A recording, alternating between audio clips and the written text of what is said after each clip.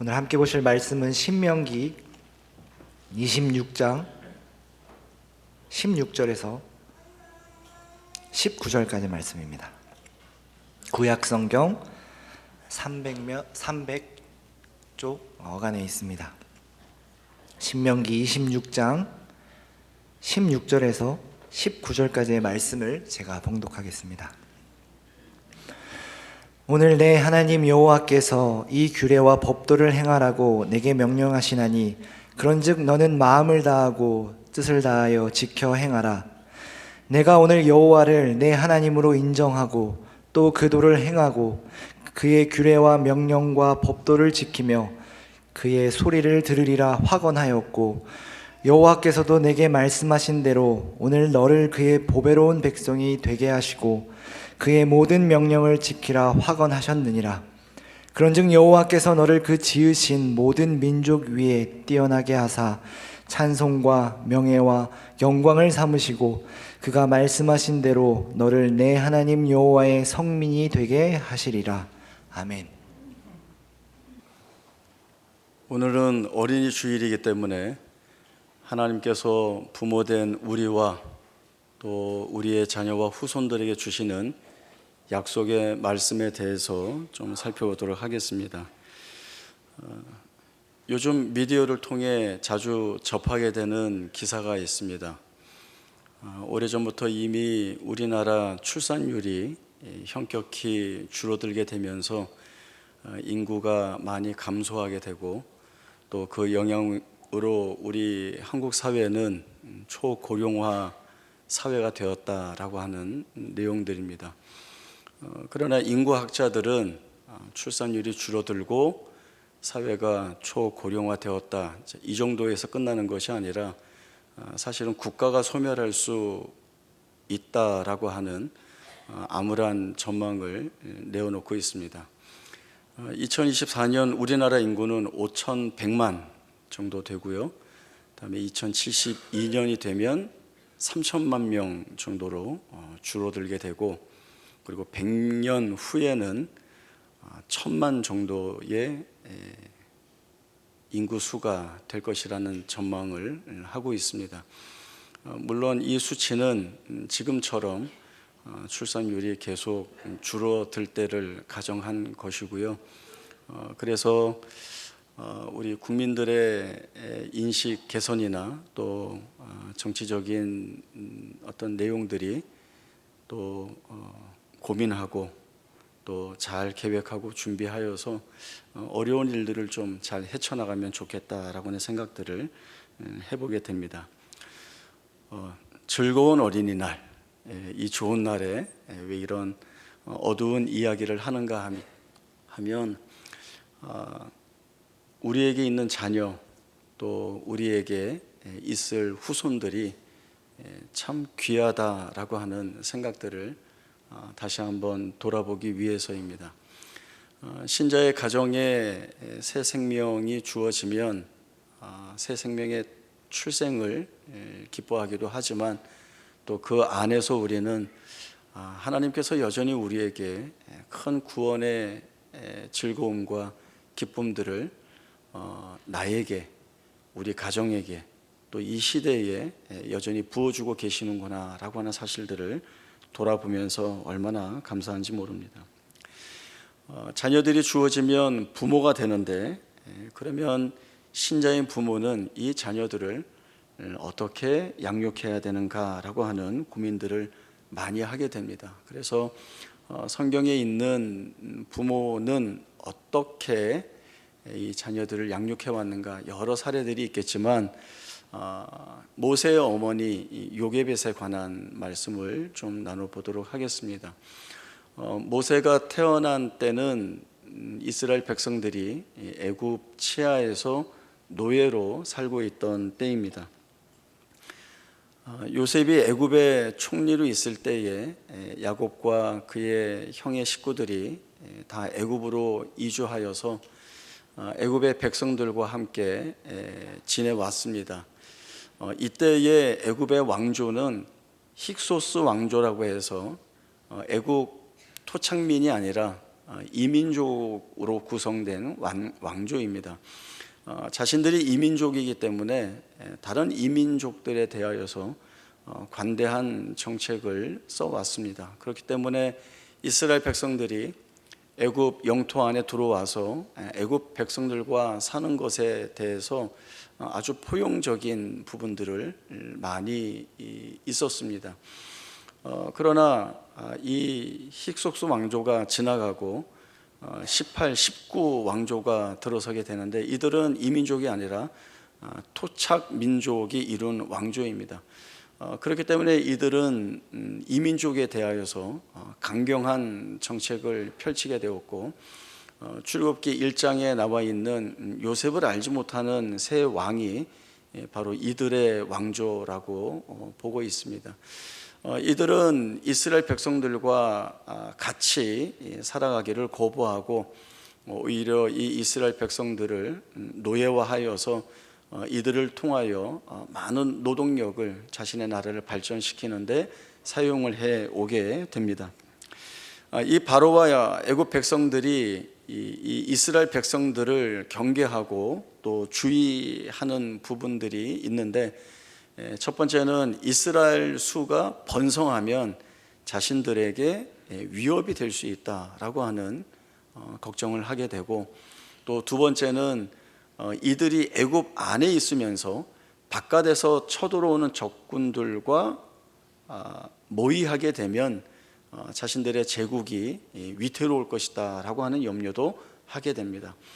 그리고 이 이스라엘 백성들이 막대한 노동력인데 이들이 애굽을 떠나면 자신들이 제대로 존재할 수 없다라고 하는 그 위기감도 가지고 있습니다. 그래서 이 이스라엘 백성들이 딴 생각하지 못하도록 강경한 정책으로 이들을 혹독하게 다루는 것이 자신들이 할 수 있는 일이라 이렇게 생각을 하게 되죠. 혹독하게 다루는 것뿐만 아니라 더 나아가서 이스라엘 백성들이 아이를 낳을 때 남자아이를 낳게 되면 죽이라고 명령을 내리게 됩니다. 미래의 위협 요인이 될 수 있으니까 미리 제거해 버리자라고 하는 것이죠. 이런 위태롭고 혹독한 시절에 바로 이 모세가 태어났던 것입니다. 사실은 태어났을 때 바로 죽어야 할 것이 이 모세의 운명이었지만 이 어머니 요게벳이 석 달 동안 숨겨 키우게 됩니다. 출애굽기 2장에 보면 이렇게 말씀이 나오고 있습니다. 레위 가족 중 한 사람이 가서 레위 여자에게 장가들어 그 여자가 임신하여 아들을 낳으니 그가 잘생긴 것을 보고 석 달 동안 그를 숨겼더라. 아이를 낳았는데 아이가 잘생긴 것을 보고 석 달 동안 숨겨서 키웠다고 말씀이 나오고 있습니다. 모세가 못생겼어도 내 새끼니까 엄마 입장에서 볼 때는 잘생기게 보인 건지 아니면 정말 잘생긴 건지 궁금하기도 하지만 말씀이 잘생겼다고 하니까 모세는 잘생겼던 것 같습니다. 얼마 전에 집사람하고 요즘 젊은 세대들이 결혼을 고민할 때 상대 배우자에게서 가장 중요하게 여겨야 할 것이 무엇일까? 뭘 봐야 되는가? 이제 이런 이야기를 나눴는데 아주 자신 있게 자기 때는 성품을 봤다 이렇게 얘기를 하더라고요. 여기도 잘 안 웃네요. 이게 웃어야 할 타이밍인데 일부 예배 때도 아무도 안 웃어서 웃어야 된다고 하니까 이제 그때서야 알아듣고 웃으셨습니다. 자기는 성품을 봤대요. 그게 제일 중요했대요. 그래서 그러면 내 성품이 훌륭하다는 건데 기분은 왜 나쁠까? 이제 이런 생각들을 해봤습니다. 어쨌든 요게벳이 이 아이가 잘생긴 걸 보고 석 달 동안 숨겨 키우는데 더 이상 숨겨 키울 수 없게 되자 갈대 상자에 이 아기 모세를 담아 나일강에 띄워 보내게 됩니다. 그때 어머니 요게벳의 마음은 어땠을까? 여러분이 한번 생각을 해보십시오. 아이를 살리기 위해서 다른 방도가 없습니다. 그렇기 때문에 갈대 상자에 담아서 이렇게 강에 띄워 보내는 것이 최선의 방법이라는 생각을 해볼 수도 있습니다. 그러나 그 띄워 보내는 어머니의 마음, 정말 죽기보다 더 고통스러웠을 것이고 그 아이를 내가 책임지지 못한다는 사실들이 너무 두려웠을 것입니다. 그러나 우리가 한번 생각을 해보면 나중에 모세의 유모가 되어서 그 히브리 민족에 대한 정체성, 하나님의 백성에 대한 내용들을 이 어머니가 모세에게 가르치니까 이 갈대 상자에 아기 모세를 담아 떠나보내는 어머니 요게벳이라고 한다면 이 아기 모세를 하나님께 맡기고 기도하는 마음으로 정말 죽을 듯이 기도하며 이 갈대 상자를 띄워보내지 않았을까라고 하는 생각들을 해보게 됩니다. 아시는 분도 있으실 것이고 들어본 찬양이기도 하겠지만 이 요게벳의 노래라고 하는 찬양이 있습니다. 이 노래를 작사 작곡한 분이 이런 요게벳 어머니의 마음이 이랬을 것이다 라고 하는 그러한 생각을 가지고 이 가사를 써내려 오셨는데 그 중에 제일 마음에 와 닿는 가사가 바로 이것입니다. 너의 삶의 참 주인, 너의 참 부모이신 하나님, 그 손에 너를 맡긴다. 너의 삶의 참 주인, 너를 이끄시는 주 하나님, 그 손에 너를 드린다라고 하는 가사입니다. 정말 요게벳은 자기가 할 수 있는 것이 아무것도 없는 자리에서 이 아이의 참 주인이 되신 하나님께 이 아이를 온전히 맡겨드리고 이런 기도를 드렸을 것이라는 생각들을 해보게 되는 겁니다. 우리도 자녀에게 해줄 것이 많이 있습니다. 멋지고 예쁜 옷들을 입혀줄 수도 있고요, 맛있는 음식을 요리해서 아이를 먹일 수도 있습니다. 또 아이와 함께 이곳저곳을 여행하면서 좋은 풍경과 또 경치, 그리고 더 넓은 시야를 갖게 해줄 그런 마음도 있습니다. 그러나 정말 이 아이에게 중요한 것이 무엇일까라고 하는 신자의 부모된 자리에서 우리가 생각을 해보면 내가 믿고 있는 하나님, 그리고 이 하나님으로 인하여 내 삶에 주어진 모든 상황과 처지 속에서 살게 하시는 목적과 이유를 찾아보면서 그 하나님이 이끄시고 인도하시는 길을 쫓아갔을 때에 참 복되고 은혜로운 찬송을 우리가 하며 살았는데, 이 하나님을 우리의 자녀들도 알고 그리고 바라보고 믿게 해야 할 것이 아닌가. 그러면 결국 우리는 이 자녀를 하나님의 손에 맡겨야 한다라고 하는 생각들을 해보게 됩니다. 살아보니까 세상에 중요하고 필요한 것들이 많이 있습니다. 없으면 안 되는 것들도 있고 적으면 불편한 것들도 있습니다. 그러나 말씀드린 대로 이보다 더 중요한 것은 우리의 자녀와 후손들이 하나님을 알고 그 하나님을 붙들고 살아가야 된다라고 하는 것입니다. 그것이 이 세상이 줄 수 없는 복과 평안과 참된 은혜들을 우리의 자녀와 후손들에게 줄 수 있기 때문에 그렇습니다. 이것이 가장 중요하기에 그래서 이 자리에 우리의 자녀들을 세우고자 참 무던히 애를 많이 씁니다. 그러나 우리 부모로서 바라볼 때에 우리의 자녀들이 정말 우리가 원하는 그 신앙과 믿음의 자리에 서 있지 못하는 것들을 보게 됩니다. 그러면 어떡하지? 라고 하는 염려도 있고, 혹시 하나님이 우리 아이들 택하지 않은 것은 아닌가라고 하는 그런 불안하고 불편한 마음도 듭니다. 그러나 절대 그렇지 않다는 것이죠. 하나님은 우리뿐만 아니라 우리의 자녀와 후손에게도 하나님이 어떤 분이신지를 분명하게 가르치라고 명령을 하셨습니다. 그리고 이러한 명령을 주시는 것은 바로 우리의 자녀와 후손들도 하나님께서 언약 백성 삼으시고 그들의 생애를 이끌어 가시겠다는 약속이기도 합니다. 출애굽기 12장 21절에서 28절까지의 말씀 찾아보겠습니다. 구약 성경 99쪽에 있습니다. 출애굽기 12장 21절에서 28절까지의 말씀을 제가 읽겠습니다. 모세가 이스라엘 모든 장로를 불러서 그들에게 이르되 너희는 나가서 너희의 가족대로 어린 양을 택하여 유월절 양으로 잡고 우슬초 묶음을 가져다가 그릇에 담은 피에 적셔서 그 피를 문 임방과 좌우 설주에 뿌리고 아침까지 한 사람도 자기 집 문 밖에 나가지 말라. 여호와께서 애굽 사람들에게 재앙을 내리려고 지나가실 때에 문 임방과 좌우 문설주의 피를 보시면 여호와께서 그 문을 넘으시고 멸하는 자에게 너희 집에 들어가서 너희를 치지 못하게 하실 것임이니라. 너희는 이 일을 규례로 삼아 너희와 너희 자손이 영원히 지킬 것이니 너희는 여호와께서 허락하신 대로 너희에게 주신 땅에 이를 때에 이 예식을 지킬 것이라. 이후에 너희의 자녀가 묻기를 이 예식이 무슨 뜻이냐 하거든 너희는 이르기를 이는 여호와의 유월절 제사라. 여호와께서 애굽 사람에게 재앙을 내리실 때에 애굽에 있는 이스라엘 자손의 집을 넘으사 우리의 집을 구원하셨느니라 하라 하매 백성이 머리 숙여 경배하니라. 이스라엘 자손이 물러가서 그대로 행하되 여호와께서 모세와 아론에게 명령하신 대로 행하니라. 하나님이 애굽에 내리신 10번째 재앙은 사람과 짐승을 막론하고 애굽 땅 안에 있는 모든 첫 번째 난 것의 죽음입니다. 이것이 심판의 재앙으로 임하고 있습니다. 이전의 재앙까지는 하나님께서 이스라엘 백성들을 따로 보호하셔서 그 재앙이 미치지 않도록 막아주셨지만 이 10번째 재앙에서 이스라엘 백성도 예배를 두시지 않았습니다.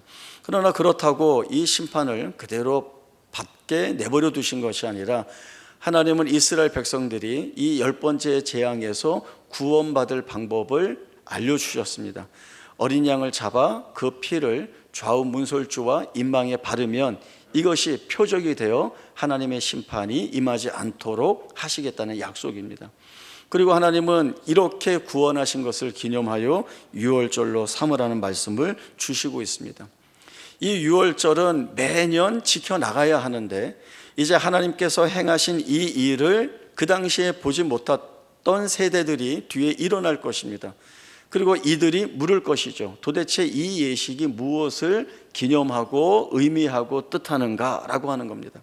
이때 분명하게 가르칠 것은 여호와께서 애굽 사람들을 재앙 가운데 치실 때에 우리를 그 심판 가운데에서 보호하시고 넘어가게 하시사 우리를 구원하셨다. 하나님은 우리 구원의 하나님이시다라고 하는 사실을 분명히 보게 하라는 말씀을 주시고 있습니다. 가나안 땅을 정복하는 그 전쟁을 행하기 전에 이스라엘 백성들은 요단강을 먼저 건너서 가나안 땅으로 진입을 해야 합니다. 여호수아 4장에 보면 언약궤를 맨 제사장들이 요단강에 발을 담궜을 때에 흘러내리던 물이 멈추게 됩니다. 그때 강 가운데에서 12개의 돌을 취하여서 이 돌을 가지고 길갈에 기념비를 세우게 됩니다. 이때에도 하나님은 분명하게 똑같은 명령을 주셨습니다. 후일에 너희의 자녀들이 이 기념비가 무엇이냐라고 물을 때에 너희가 이 요단강을 마르게 하여 건너게 하신 하나님이 우리를 홍해를 말라 건너게 하신 하나님이신데 그 하나님이 온 땅의 주인이 되신 것과 그리고 그 하나님이 참 하나님이심을 보게 하시니 너희는 이 하나님을 경외해야 된다. 바로 이 사실을 교육하게 하시는, 가르치게 하시는 명령을 똑같이 주셨습니다. 이렇듯 하나님은 우리만이 아니라 우리의 자녀와 후손들에게 하나님이 어떤 하나님이시며 그 하나님이 우리에게 행하신 것이 무엇인지를 분명하게 가르치라고 말씀하셨습니다. 그렇게 해서 하나님을 경외하는 자로, 하나님의 말씀에 순종하는 자로, 결국 나아가서는 그 하나님을 복으로, 힘으로 고백하는 인생이 되게 하라는 명령을 주신 것입니다. 자, 이 자녀들을 신앙적으로 잘 가르치고 싶습니다. 모든 신앙의 부모님들이 하고 있는 고민입니다. 말씀드린 대로 생각처럼 되지 않습니다. 어떻게 해야 될까요? 제일 중요한 것은 부모인 우리가 하나님을 어떤 하나님으로 고백하고 살고 있는지, 그리고 우리가 살아가면서 겪는 그 수없이 많은 정황과 처지 속에서 우리는 이 하나님에 대한 어떤 고백을 가지고 그 앞에 무릎을 꿇고 살아가는지를 보여주어야 합니다. 눈으로 보는 것이 정말 큰 교육입니다. 신앙교육도 마찬가지로 부모가 하나님을 나의 주 나의 하나님, 내 삶의 주인으로 고백하고 그 하나님이 주시는 말씀이 내 삶의 참된 인도가 됨을 알아서 그 말씀을 붙들고 기도할 때에 우리의 자녀들은 하나님이 창조주 하나님이시고 구원의 주이시고 내 생애를 책임지실 하나님이라는 사실들을 부모의 모습을 투영해내서 바라볼 수 있게 됩니다. 물론 지금 당장 따라하지 않을 수도 있습니다. 그러나 이 자녀들의 마음 속에는 하나님이라고 하는, 오늘 우리 장로님도 기도해 주셨듯이 복음의 씨가 그 심령에 심기어지고 하나님이 가장 원하시는 때에, 하나님이 정하시는 때에 그 싹이 틔워져 하나님을 인격적으로 만나고 그리고 그 하나님에 대한 귀한 고백을 가지고 우리가 그렇게 했던 것처럼 같은 믿음의 고백을 가지고 하나님 모시고 사는, 경외하고 사는, 말씀에 순종하여 사는 복된 생애가 될 것이라는 것들을 저희들이 알게 됩니다. 그러니 부모된 우리에게 주어진 책임이 얼마나 크고 놀라운지 정말 모르겠습니다. 우리는 우리의 자녀들을 위하여 기도해야 합니다. 정말 제가 놓치지 않고 붙드는 것은 자녀를 위한 기도에 우리 하나님이 들으시고 들으신 그 기도에 분명히 응답하실 것이라는 겁니다. 내 부모님이 그렇게 기도하셔서 내가 증거가 되었고 그렇기에 그 증거를 붙들고 있는 내가 우리 부모님과 같이 우리의 자녀들, 내 자녀를 위하여 기도할 때에 하나님은 여전히 이 놀라운 역사를 이어가실 것이다 라고 하는 생각을 합니다.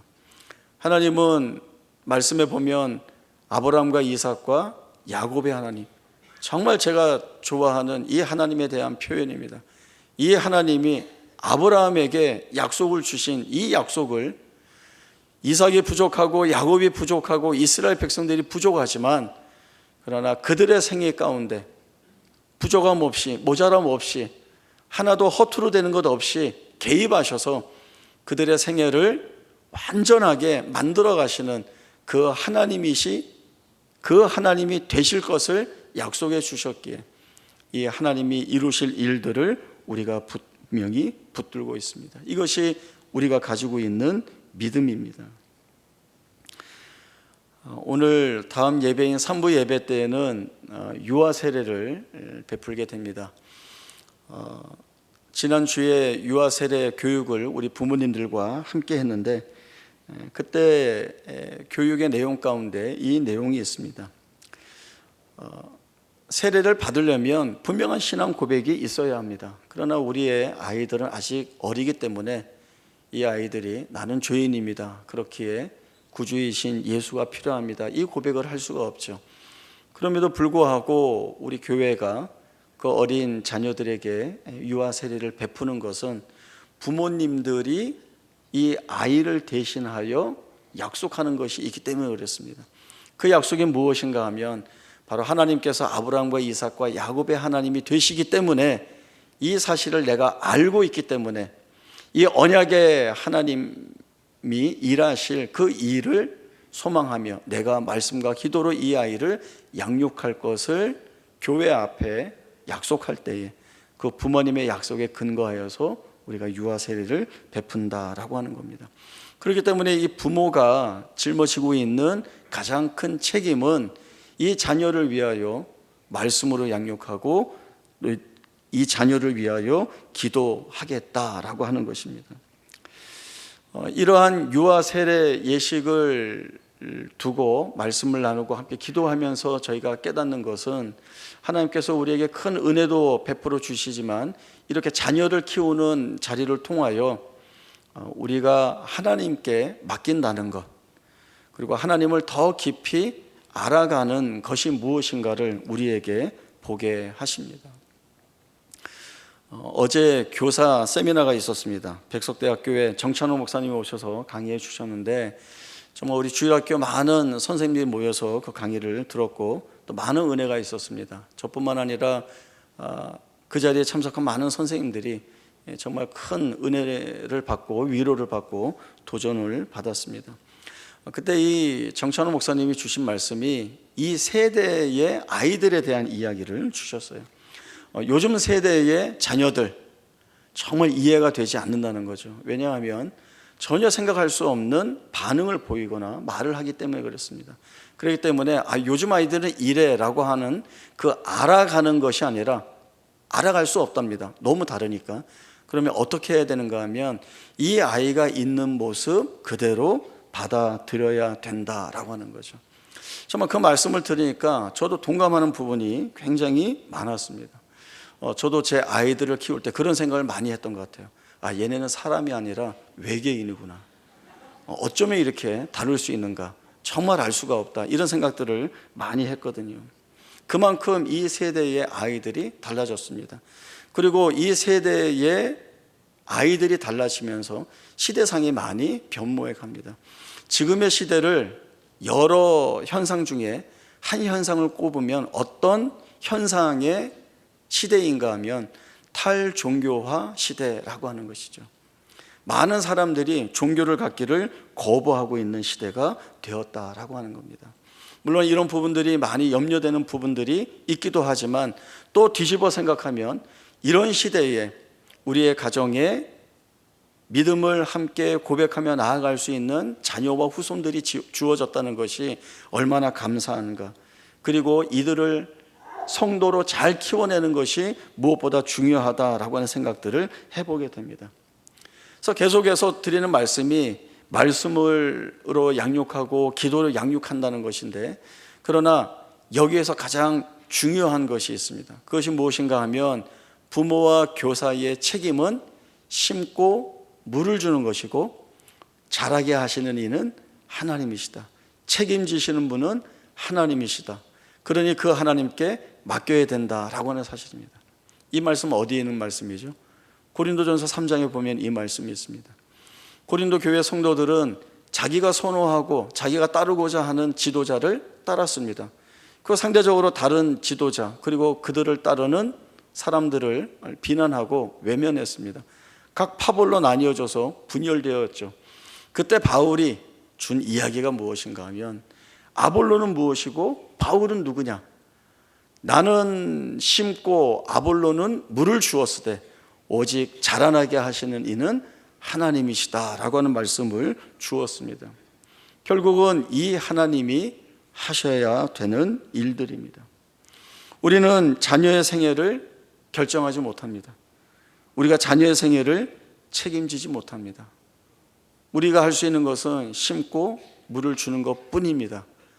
그러나 이 아이들을 책임지고 지키시고 보호하시고 그리고 은혜 가운데 자라게 하실 분은 하나님이시다라고 하는 것이죠. 그렇기 때문에 이 하나님께 맡기는 것이 무엇보다도 중요합니다. 오늘 본문인 신명기 26장은 그 앞에 보면 하나님의 율법의 말씀들을 풀어오는 그 맨 마지막에 결론에 해당되는 내용입니다. 모세가 단지 하나님의 말씀을 풀어내고 이렇게 명령이 주어졌으니 지켜라 이렇게 일방적으로 맞춰지는 자리가 아니라 하나님과 이스라엘 백성들이 서로의 약속을 확인하는 자리로 삼고 있습니다. 이스라엘 백성들은 하나님이 주시는 그 명령에 순종하고 따르겠다는 이 확언을 드리고 하나님은 이렇게 순종하여 따르겠다는 이스라엘 백성들을 보배로운 백성이 되게 하시겠다고 확언을 하셨다라고 하는 것입니다. 결국 이스라엘 백성들은 하나님 말씀에 충성하겠다는 약속을 드리고 이 충성의 약속을 받으신 하나님은 그러면 나는 너희에게 신실한 하나님이 되겠다라고 하는 이 약속을 주신 것입니다. 모든 민족 가운데 뛰어난 민족이 되게 하시고 그리고 찬송과 명예와 영광을 삼으시고 그리고 그들에게 이르신 대로 내가 너희를 여호와의 성민이 되게 하리라. 너희를 여호와의 거룩한 백성이 되게 하리라.